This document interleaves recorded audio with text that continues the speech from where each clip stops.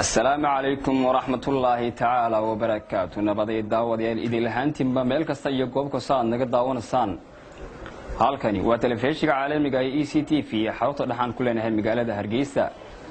دعوة ديال وحلا سوق قاري أمين تاني سوق قد بيشر نوحي ورنجا سوق قاري. لما نضافها عالم كي يعرق الصومالي ده وركنا واحد لسه عسيني يعني جو خالد على إسماعيل. قرب ورك عالم كأكون دعوة دون واحد كميدا. أقسماء عصبة وسارة دبيا الصومالي لان أنا كهالله علوس كحلك الله. أقسماء عصبة وسارة دبيا الصومالي لان أنا كهالله علوس كحلك الله مقعبي. قدوميها قبل كبنادر احنا توقع عاصمة مقالة مقدشو.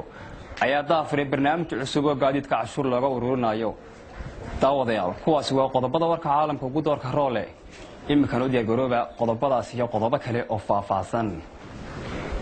أقسماء عصبة وسارة دا أرمها بيا سوماليلاند أيا كهالله عليس كحلك الله مقعابي سيدا وركاسي نوقو فافاهينا يوري عبد الرحمن محمود هيبي دوق مقالة مقدشة احنا قدوميها قبل كبنادر احنا دوق مقالة قدوميها قبل كبنادر احنا دوق عاصمة مقالة مقدشة أيا دافري برنامج عصوب وقاعدين كعشور لغو ورورنا سيدا وركاسي نوقو يوري سكريا محمد حسن داود يلا halka warkaasi kala socotaan waa telefishinka caalamiga ECT xarunta dhaxan kuleenahay magaalada Hargeysa wararkan dibadeeda ka hayran waxa kamid ah dhaxal sugaha boqortooyada Sacuudi Arabiya ayaa sheegay in Israa'iil xaq u leedahay inay hesho dhaxal sugaha boqortooyada Sacuudi Arabiya ayaa sheegay in Israa'iil ay xaq u leedahay inay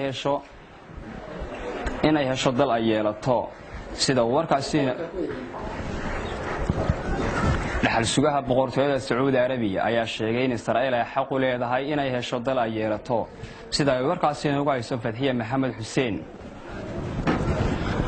xaaskii hore Nelson Mandela ayaa geeriyootay sida warkaasi ugu hayo Xamsa Dalha daawadayaal wararka iyo warbixinada ka baxa telefishinka caalamiga ECT haddii aad dhaafan waxaad dib uga daalan kartaan bogga internetka ku leenahay ectv@gmail.com wararka ilaa haatan soo gaarayna waxa kamid ah diyaaradaha dagaalka ee Afghanistan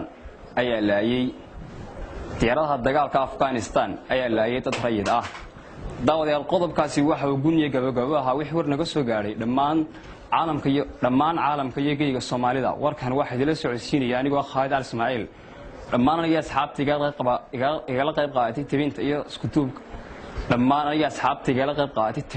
duubka warka waxaad ka tagnaa assalaamu calaykum wa rahmatullaahi ta'ala wa barakaatuh